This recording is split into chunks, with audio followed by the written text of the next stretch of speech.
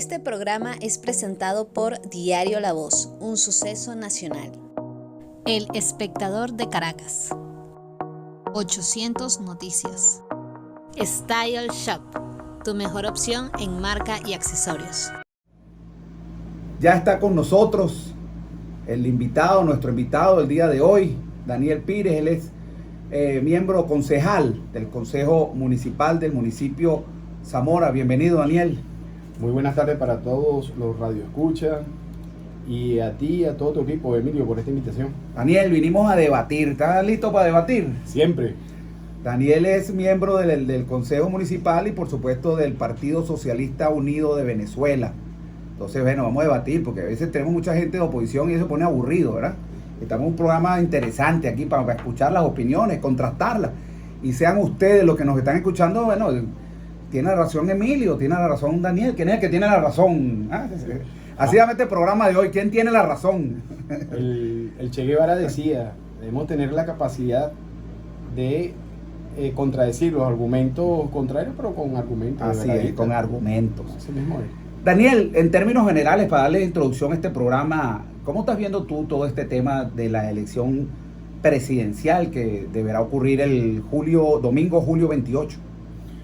La elección presidencial es un ejercicio contemplado en la Constitución de la República Bolivariana de Venezuela y que, bueno, muchos sectores de la sociedad han estado solicitándolo, incluso llegaron a plantear hace más de un año, 2 años, adelantar las elecciones, etcétera, etcétera, y bueno, y tocó por periodo constitucional y estamos atravesando ese hermoso proceso que es una fiesta electoral para todos los venezolanos y venezolanas. Daniel, ¿y por qué se puso en julio? ¿Le convenía al chavismo que fuese en julio y no en diciembre?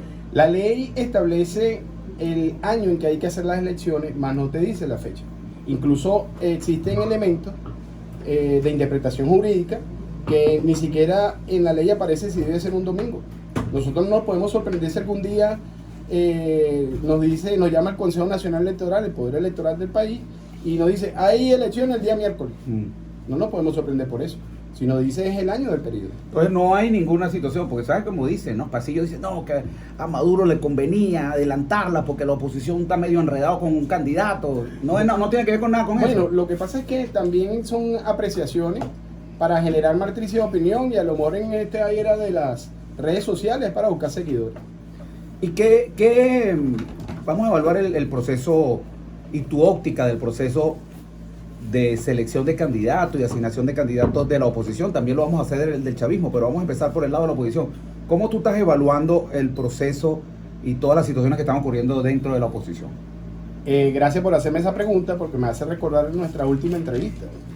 En nuestra última entrevista el año pasado, yo recuerdo que el debate franco que dimos en su oportunidad, evaluábamos el proceso de elección interna que se atrevió a hacer la oposición y que en su momento evaluábamos el escenario de que ese proceso defraudó la ilusión que tenían todos los sectores de la oposición. Entonces fue un proceso que yo me acuerdo que te decía, Emilio, si esa gente llega a publicar los resultados desde el punto de vista estadístico y matemático, yo vengo nuevamente a tu programa la semana que viene. Y yo recuerdo que tú me dijiste, claro que sí lo van a publicar. Bueno, todavía lo estamos esperando, Emilio. De ahí nació este problema del tema de la oposición. ¿Pero qué quieres decir tú con eso? Que los resultados que se lo que quiero decir con esto, hicieron mención no son reales. Estás mencionando para evaluar el proceso del ambiente electoral dentro de la oposición. Lo que te quiero decir es que lo que comenzó mal no puede terminar bien. ¿De acuerdo? Y no es responsabilidad ni del gobierno ni mucho menos del chavismo todos los desacuerdos que se presentaron dentro de la oposición para hacer un proceso interno, un desconocimiento del poder electoral y ahora sí lo reconocen, etcétera, etcétera. Ese tipo de incoherencias son las que dañan el criterio, pues, y la perspectiva. Y los ciudadanos comunes, el Nini, por ejemplo, observa la incoherencia en la política, y la incoherencia en la política se paga con votos. ¿Y no tiene más fortaleza hacer un proceso de primaria como lo hizo la oposición que hacer lo que se hizo en el PSUV? Es que nosotros... Que no hubo unas primarias, una asamblea y tú no sabes ni quiénes fueron, todo parte, ni dónde se hicieron, y bueno, se publican por las redes algunas. Sí, todo parte de los estatutos que tenga cada partido. Nosotros tenemos unos estatutos bien fortalecidos. el partido más democrático que existe aquí en Venezuela es el Partido Socialista. ¿Cómo fue la cosa en el Venezuela. PSUV? ¿Cómo fue que se eligió a Maduro? Nosotros tenemos mecanismos. De paso, no había otro candidato, ¿no? Sí, bueno, para que tú No veas había el nivel de precandidato. conciencia que ha adquirido. Nadie se atrevió a competir No, en la cosa a no, Maduro. sí, correcto que sí. Claro que sí, surgieron otras posiciones, ¿de acuerdo? Nosotros no estábamos midiendo al presidente de la República. Nosotros estamos midiendo a un militante más del Partido Socialista Unido de Venezuela, que en ese momento es el compañero Nicolás Maduro, quien entre el proceso de evaluación se consideró su lealtad al pueblo y al proyecto del comandante Hugo Chávez, que en los momentos más difíciles el presidente de la República, en su momento el camarada Nicolás Maduro, le ha dado la cara y ha llevado este barco con toda la tempestad que se le ha presentado. Y los mecanismos que establece el Partido Socialista Unido de Venezuela son demasiado amplios. Es decir, somos el único partido que tiene una estructura en la calle. Cada calle de este país tiene una estructura del partido. Cada comunidad de este país tiene una estructura del partido. Tenemos una UVC. Tenemos al Poder Popular organizado en su distinta forma de organización, porque hasta los consejos comunales son Poder Popular organizados, porque es una forma organizativa y eso lo reconoce las leyes incluso para eso. ¿Y qué democracia más amplia de consultar calle por calle? ¿Qué te parece a ti eso? Ahora, pero Es distinto al planteamiento de la oposición cuando toma una cúpula a nivel nacional las decisiones para hacer pero un ¿cómo proceso se electoral. formaliza esa consulta calle por calle, como tú lo has dicho? Sí. ¿Cómo se formaliza para que quede Uno- constancia de que fue un proceso abierto? Sí, es correcto. Uno de los mecanismos que establece el Partido Socialista Unido de Venezuela, dentro de su estatuto, el famoso libro rojo, es justamente la posibilidad que a través de una asamblea de militantes del partido se pueda postular, ¿sí? Se pueda postular. Pero el partido fue muy cuidadoso, porque también entre los mecanismos... Así lo establecen los estatutos Sí, del PSUV. los estatutos del No, PSUV. no plantean la posibilidad de primaria. Existe, sí, correcto. O es una alternativa. O sea, es una alternativa. Es ¿Cómo una de lo- las alternativas. ¿Cómo lo puedes hacer? ¿Cómo se pueden hacer? Es una de tantas las alternativas. Fíjate, Y en este caso se escogió hacerlos por vía asamblea. por vía asamblea, haciendo la respectiva postulación, ¿Cómo era esa convocando ¿Cómo era a esa los asamblea? delegados. ¿Esa asamblea era una especie de plebiscito, un nombre y ya? No, o tú no. yo quería ser candidato presidencial? Ahí y es yo donde me venía el postulo? debate, ahí Ajá. es donde venía el debate Ajá. y se presentaban las distintas opciones. ¿Sí? Se presentaban las distintas opciones y la mayoría, por lo menos donde yo estuve presente, es la claridad, cómo la gente manifestaba, bueno, pero aquí ¿quién fue el que se comió la verde con nosotros? ¿Quién fue el que ha asumido este tema de sanciones, bloqueo, etcétera, etcétera? Y ha buscado miles de mecanismos para proteger al pueblo. Ese ha sido Nicolás. Pero lo más grande que uno podría resaltar con respecto a este tema es no vendió la patria. Nicolás Maduro pudo haber recibido cuantas presiones como las recibió a nivel internacional. Que si el bloque de Lima, que si se unieron la Unión Europea, los norteamericanos cuando nos declararon una amenaza inusual y extraordinaria. Y aquí estamos, no se prendió una guerra. Y la paz es uno de los grandes legados que le tenemos que reconocer a Nicolás Maduro, cuando tuvo la valentía de llamar a un proceso constituyente. Y mandó a llamar y se calmó todo. ¿Ven? Y vamos a entrar, la política es para comprendernos con la argumentación. Y nadie en el PSUV... Hay un elemento allí, y disculpa para cerrar ese punto, que este proceso que fue consultado calle, comunidad, VC, tiene un elemento más alto. ¿Cuál es el elemento más alto? El Congreso Extraordinario del partido, que es la máxima instancia de decisión que tiene el partido según nuestro estatuto. Allí se convocan a los delegados que fueron electos ahorita, el 2018, 19, fueron a ese congreso a decir sus motivos del por qué se pudiera hacer. Y allí también existen los mecanismos de voto a voto, existe el mecanismo de aclamación, que en este caso fue por aclamación, que la Dirección Nacional y el propio Congreso decidió hacerlo y así fue, y por eso es que tenemos como candidato. Eso es a mano alzada, la gente sí, a mano alzada, levanta la mano. por aclamación. Y entonces el que está ahí dice, bueno, mayoría evidente. Correcto, por ejemplo. como sucede también en cualquier congreso o asamblea del Poder Legislativo a nivel mundial. Y esas asambleas, en el caso, vamos a poner el caso de Guarenas, ¿quién presidió esa asamblea?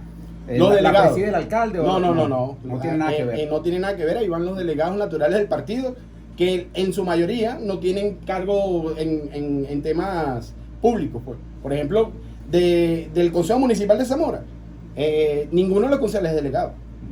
por decirte algo. Pues. Es decir, los delegados cuando se escogieron en su momento fue también a través de los mecanismos del Consejo Nacional Electoral, fuimos a un proceso de elecciones, tuvimos en la maquinita y votamos por cada quien por el nombre que quisimos. Y nadie del PSUV quiso disputarle esa candidatura a Maduro, no sé, Diosdado, Jorge Rodríguez, cualquiera de los líderes que tiene el PSUV. No, eso no es un sentimiento dentro de las bases del partido, ni es una visión de nuestra, porque nosotros, en el chavismo, y eso es algo bien difícil de comprender por la oposición, nosotros nos une el liderazgo. El proyecto Hugo Chávez nos une.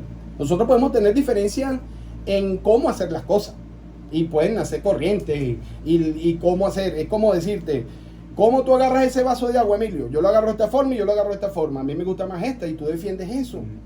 ¿Sí? Esa es la única diferencia, pero el proyecto que nos dejó el comandante Hugo Chávez nos une, y en los momentos chiquiticos damos la cara y el pecho por eso.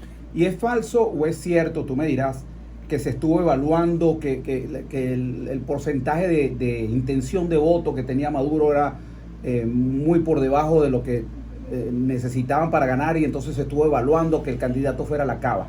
Eso es así, porque eso se corrió en el mundillo político. Yo tengo 45 años y desde que tengo uso de razón siempre he oído todas las impresiones con respecto a las encuestas, ¿no? Y las encuestas es bien difícil conseguirse una empresa seria, ¿sí? Porque terminan realeciendo a quien las pague, ¿no?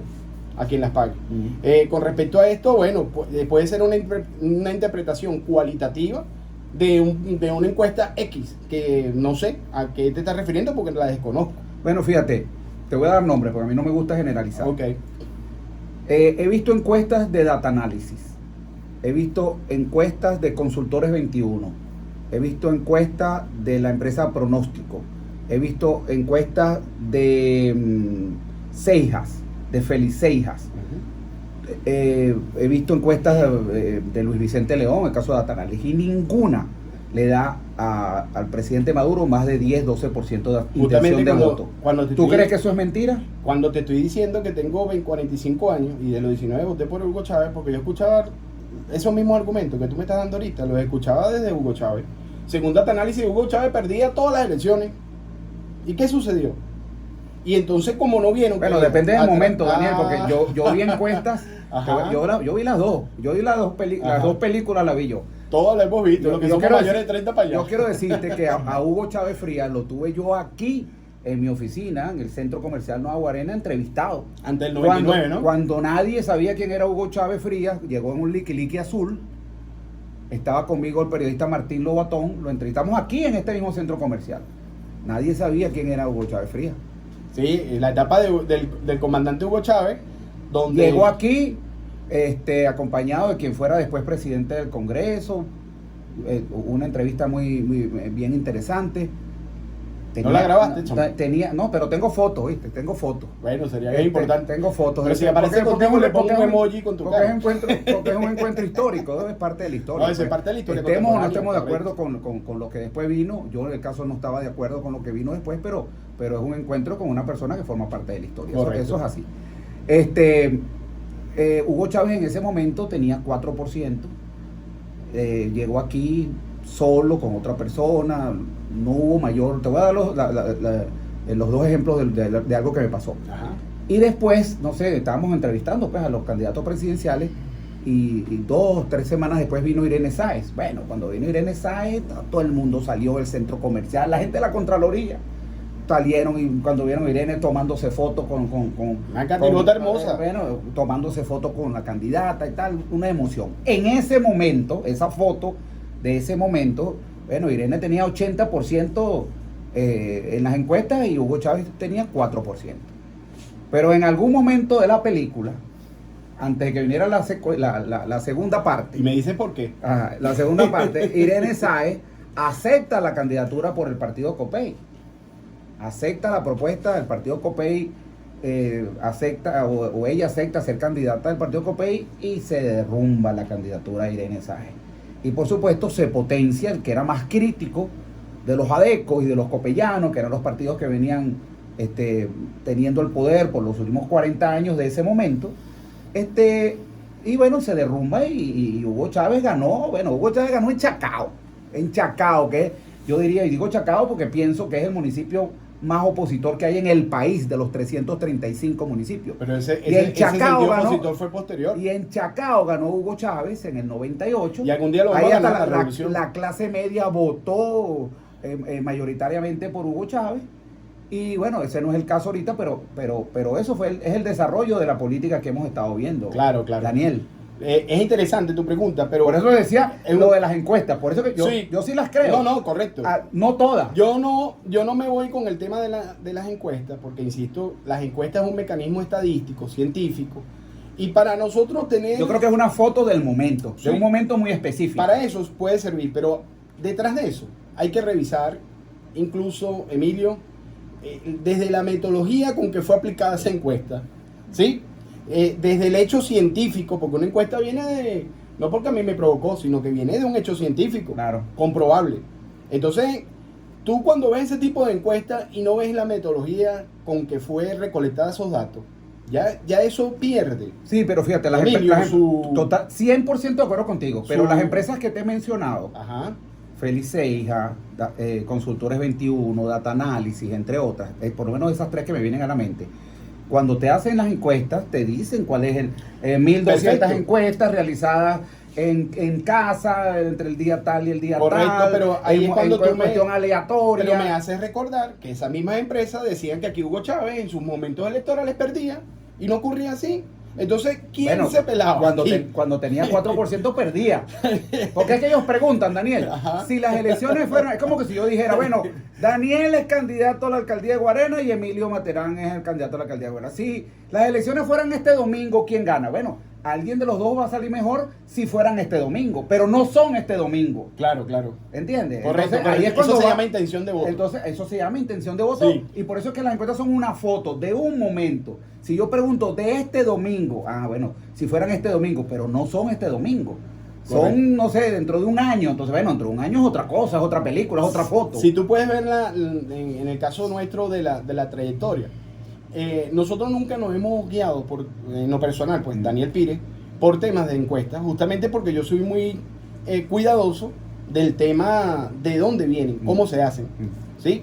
Y nosotros vemos que a veces esas consultoras se convierten en un tema de interés, pues. Candidatos que pagan directamente las encuestas para salir favorecidos.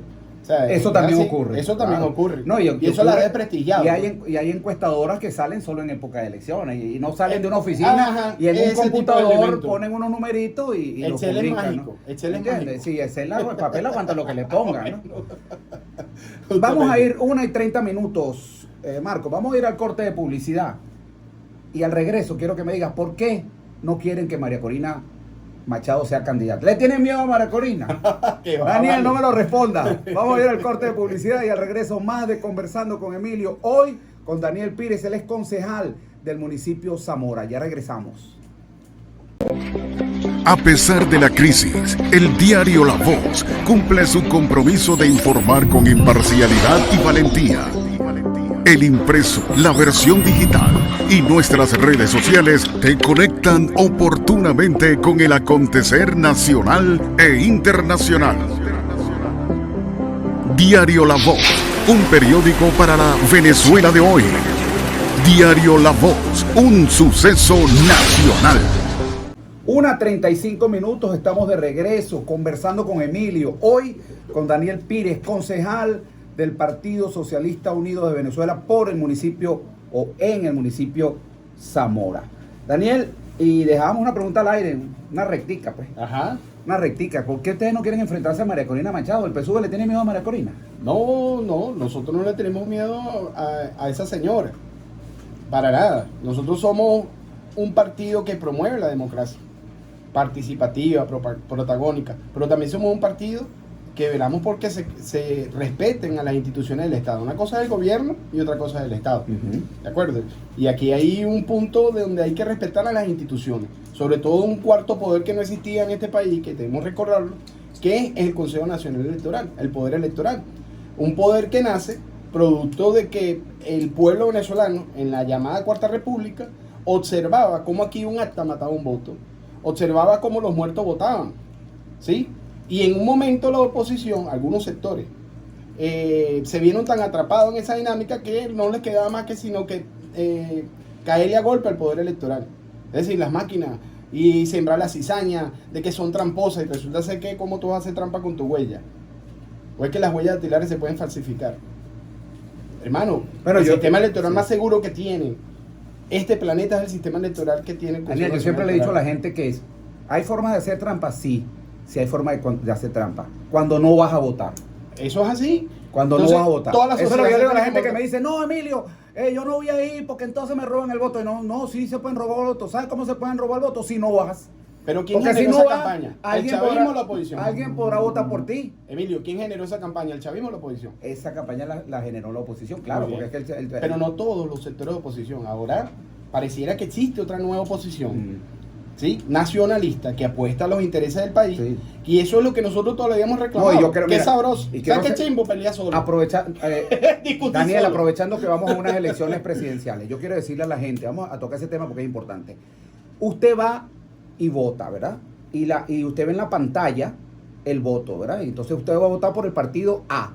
Y entonces usted abre el partido A y ahí sale el nombre de su candidato. Eso le emite un papelito. Correcto. Y el papelito yo lo reviso y dice partido A, que es por el que yo voté. Y ese papelito usted lo mete en una caja. Y esa caja, al finalizar el proceso, las van a revisar. Y los partidos, usted votó por el partido A, su partido A tiene la obligación de tener testigos en esa mesa. Es un derecho. Y ni siquiera una obligación, es un derecho. Es un derecho, por la ley. un derecho y una obligación del partido. Pues, de estar ahí presente para defender los votos. O del movimiento ciudadano, o la iniciativa que haya presentado la candidatura. Es correcto. Entonces, bueno, esa caja la abren y ven los números y coinciden y se emite un acta. Y ese testigo, bueno, salieron 100 votos por el partido A y hay una caja que tiene 100 papelitos por el partido A. Ahí está un acta que dice eso y esa acta la firman todos los partidos y usted se lleva su copia de su acta. Si el candidato, vamos a suponer que fuera un candidato a la alcaldía, para simplificar el caso, de los 90 centros que tienen Guarenas, y usted tiene sus testigos en los 90 centros y usted tiene todas sus actas, porque son más de 90 porque hay más mesas que centros. Bueno, usted tiene ahí la prueba contundente de cuánto sacó. No, que la maquinita manda otra cosa. No importa lo que mande la maquinita. ¿Usted ha visto a alguien que haya declarado fraude mostrar las actas? Yo no he visto el primero. Se lo voy a decir con mucha responsabilidad. ¿Y de dónde nació eso? Ni de oposición ni de gobierno. Que lo ha habido de los dos lados, ¿no? Que a mí me tumbaron. No, mire, hermano, muéstreme las actas. El día que alguien me muestre las actas, yo le digo, mira, le tumbaron Estamos hablando le tumbaron las elecciones. De un sistema electoral que es auditable o es auditado 16 veces. Sí. Antes, durante y después. 16 veces.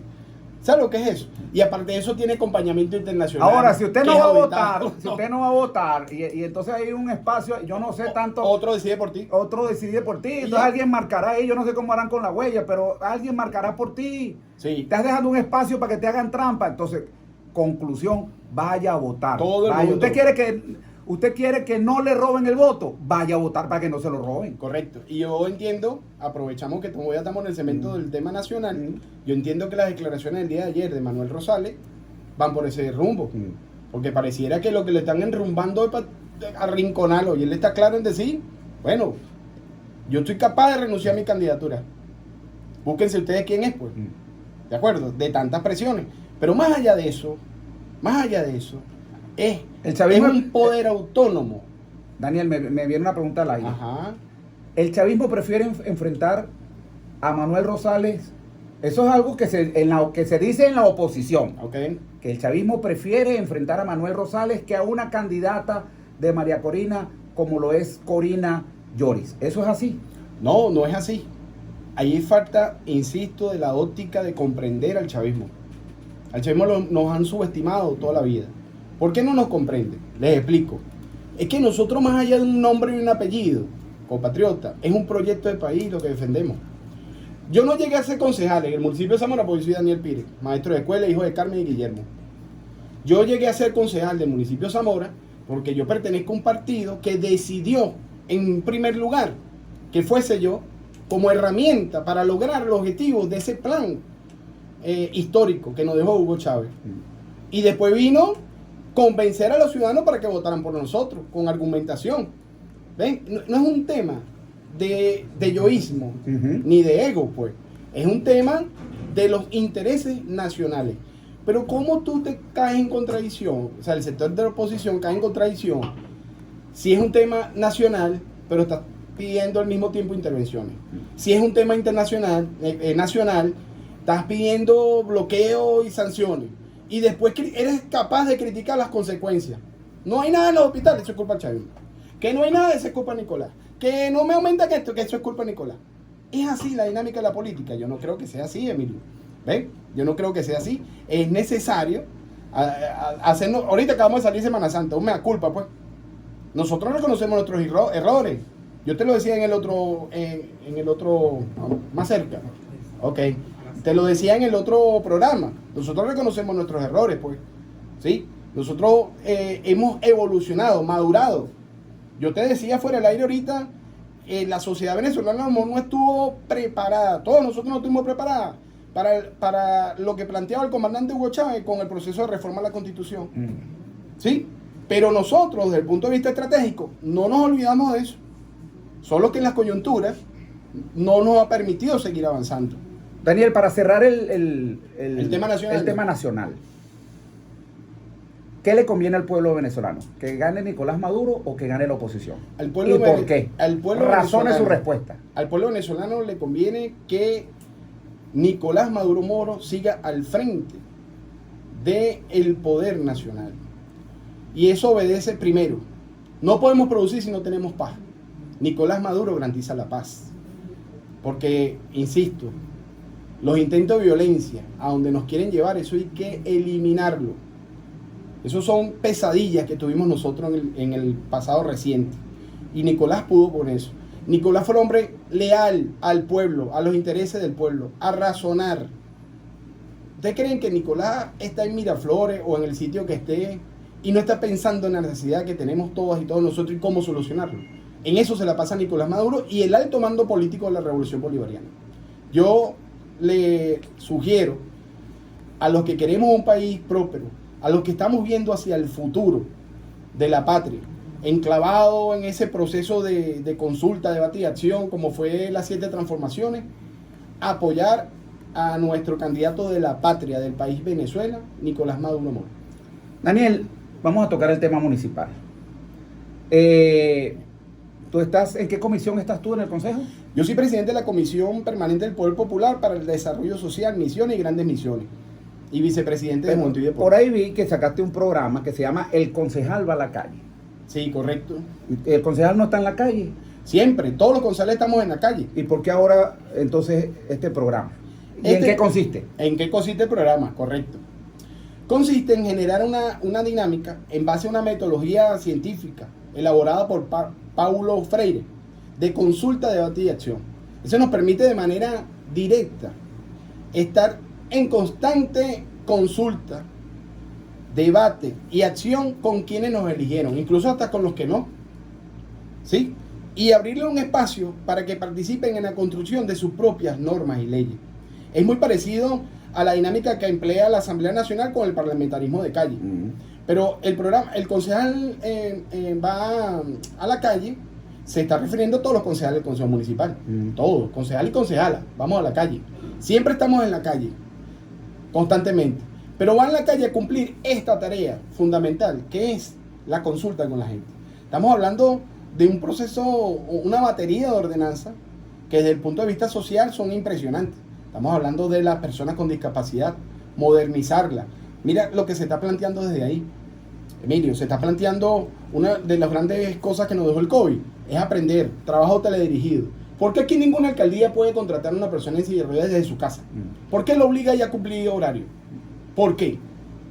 Por ejemplo, por decir algo, es que no hay un motorizado ahí que pueda ir a llevarle las cosas que se hicieron cuando en el COVID muchos esquemas de trabajo, muchos esquemas, por ejemplo, no eran presenciales. Otro elemento, ¿cómo obligamos a las normas de ingeniería municipal a que respeten la accesibilidad de las personas con discapacidad, hermano?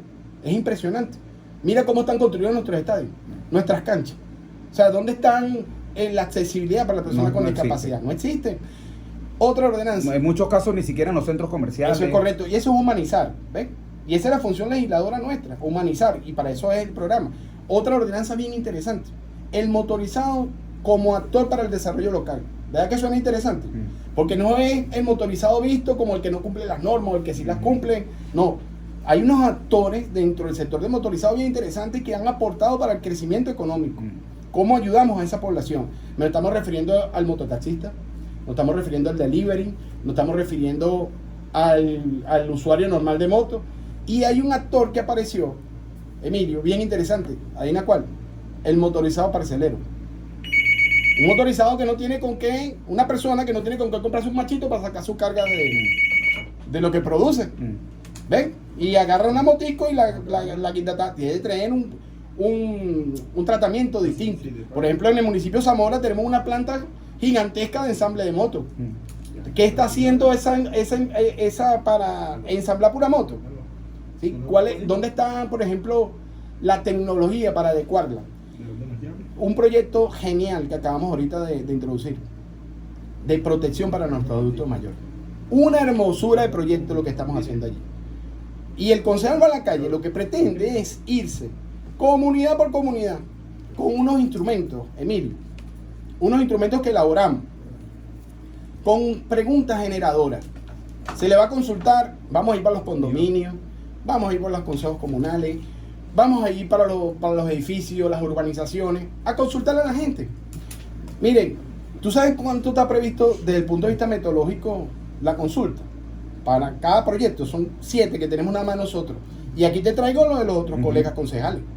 Aquí hoy, por lo menos, yo vengo de una sesión legislativa. Está la de los animales domésticos. Por ejemplo. Dame chance, perdona, Daniel, Ajá. que tenemos una llamada y queremos darle cabida. Adelante. Marta Bior, desde Araira. Marta, buenas tardes, ¿estás al aire? Súbele aquí para...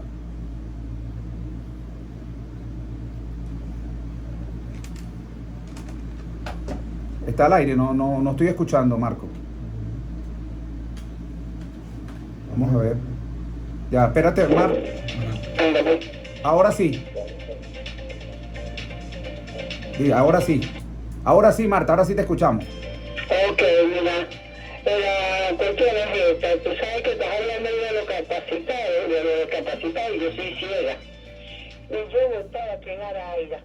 Y entonces ahora cuando voy a ver con mi esposo, pues, cuando estoy votando, cuál es mi mesa y todo controlado, resulta que me mandaron para la Ceiba. Una cuestión que yo no conozco, pero voy a seguir la dirección que tú estás dando y todo el capacitado, le aconsejo que hagan lo mismo. No se dejen mover, aunque el Consejo Supremo Electoral me cambió, yo voy a ir a votar, porque aunque mi condición es para andar caminando, tengo 72 años. Y voy a ir ya con mi esposo a ese lugar, es en la selva, lo último de Araira, pero yo voy a ir, es una montaña que yo no la conozco. Pero para allá me mandó el Consejo Supremo Electoral y eso es todo lo que tú estás diciendo ahí, están cambiando, no tienen cuidado de los discapacitados, gente con sillas de ruedas, yo que soy ciega, que mi esposo tiene que bajar y subir conmigo, esas cosas están aconteciendo, pero en el nombre de Jesús yo lo voy a lograr, y tú también, Materán, que el Señor te bendiga. Amén, amén, Marta. ¿Cómo podemos ayudar a Marta, Daniel? El cronograma del Consejo Nacional Electoral para hacer los cambios de residencia estará hasta el 16 de abril. En la plaza 24 de julio está de manera permanente. De 9 a 6 de la tarde. Eso es correcto, de manera permanente está ahí la máquina para hacer su cambio de residencia. Y fíjate, este tipo de ordenanza, como la que está hablando del adulto mayor, hermano, una ordenanza no solamente regula las instituciones públicas, también regula las instituciones privadas, ¿sí? Y del Poder Público Nacional se tienen que ajustar a las normas del territorio. ¿Cómo se regula eso? Con una ordenanza. Ya ve ahí lo importante. Esta ordenanza de las personas con discapacidad busca de ampliar los derechos, ¿sí?, de las personas con discapacidad. Fíjate en ese caso. Ahora, con el tema de los adultos mayores, ya nosotros hicimos la introducción. Es un hermoso proyecto, Emilio, que nace de un movimiento nacional que se llama el COPAN. El COPAN tuvo la oportunidad de estar con nosotros en una gran actividad que se hizo el 19 de enero y como resultado nos dejó una propuesta de ordenanza, la cual fuimos evaluándola y le construimos un instrumento. Y nos fuimos por las comunidades. Y ahora vamos a terminar de reforzar eso. La cantidad de personas por instrumento, por ordenanza a consultar, son 500 ciudadanos y ciudadanas. Dime tú cuándo aquí se ha hecho una ordenanza que no pase de las 4 paredes. Eso es lo que quiere trascender el programa, el concejal a la calle. ¿Sí? Que sean ordenanzas que no las haga, que haga el concejal, las haga el concejal, pero por voluntad del pueblo. ¿Quién fue que votó por mi pueblo? El pueblo. Y entonces yo voy a hacer ordenanza a la medida de Daniel Pires, o lo que razone el pueblo. Ese es el objetivo, uno de los grandes objetivos. También el concejal a la calle va a hacer un gran trabajo con el sistema de reporte del 1 por 10 del buen gobierno, que es un sistema, un mecanismo que viene impulsando el presidente desde el año pasado, antepasado. El sistema para la patria es un gran sistema de consulta. Todos los días hay una consulta en el sistema patria. Los datos estadísticos que se arrojan son importantes para la toma de decisiones del alto gobierno. A nivel regional, municipal. Es una forma. O sea, no podemos gobernar sin desprendernos del método científico. El proyecto del chavismo busca de impulsar el método científico, la construcción colectiva con el método científico. ¿Qué es el método científico? Lo comprobable. Lo demás es pura habladera. ¿Ves? Entonces, el concejal a la calle busca fortalecer el 1 por 10 del buen gobierno. ¿En cómo lo va a fortalecer? De esta forma, miren. Como ustedes saben, es una aplicación que se consigue o se puede descargar por el teléfono. Bueno, hay personas que no saben cómo descargarla. Hay personas que no saben cómo redactar un reporte. Es una cosa estupenda. Oye, hay personas que no tienen teléfono inteligente. Sí, hay personas que no tienen el teléfono inteligente. Entonces tú puedes hacer una jornada y desde tu teléfono colocar los datos de la persona. Pero ¿qué sucede? El que no tenga un teléfono inteligente, el puesto de comando del presidente de la República, del 1 por 10 del buen gobierno, llama al número de teléfono. Todo ese tipo de cosas, esos detalles, como que se explican allí. Y asimismo, el concejal a la calle va a hablarle a la gente sobre los alcances de una misión, una gran misión extraordinaria como es la misión de igualdad y justicia social de Hugo Chávez. Tú dices a Hugo Chávez, al pueblo llano, y lo que se recuerda es justicia social. Tú dices Hugo Chávez, y en esos momentos álgidos, donde teníamos el barril de petróleo bien alto, y que ese dinero no fue invertido sino en la gente, en su mejor calidad de vida, en su mejor calidad de educación, en su alimentación, en atender a nuestros abuelitos para que pasen sus últimos momentos de vida con dignidad. Eso se llama socialismo del siglo bolivariano. Eso lo representa Nicolás Maduro Moro. Eso lo representa el chavismo como bloque histórico. Nosotros nos sentimos orgullosos de ser chavistas cada día más. Bueno, muchísimas gracias, Daniel. Lamentablemente pues se nos fue el espacio. Prometemos otro programa, porque hay muchas cosas, además que por este puente y este río tiene que pasar mucha agua todavía, ¿no? Correcto. Y nos falta mucho por aprender. Nos falta mucho por aprender. Vienen unas elecciones el 28 de julio. Y yo creo, Daniel, más allá de las diferencias, que todos queremos lo mismo. O sea, yo no creo que tú quieras un país distinto al que yo quiero. Correcto. A lo mejor la forma de llevarlo o de llegar a esa meta, pero todos queremos el mismo país. Un país próspero, un país independiente, un país próspero, un país donde haya un empleo, un sueldo básico digno, donde el mecanismo de salud, donde yo vaya aquí un CDI cualquiera porque me duele, tengo un dolor en el estómago y tenga todas las medicinas, o en el seguro social. O sea, ese es el país que nosotros queremos. Correcto. Y que no hayan excusas para no llegar ahí. Y esa es la posición que nosotros necesitamos. ¿Está viendo? Una posición que apueste al país, nacionalista, no que pide intervenciones, bloqueo, maldad para nuestra propia gente. Muchísimas gracias. Y nos vamos.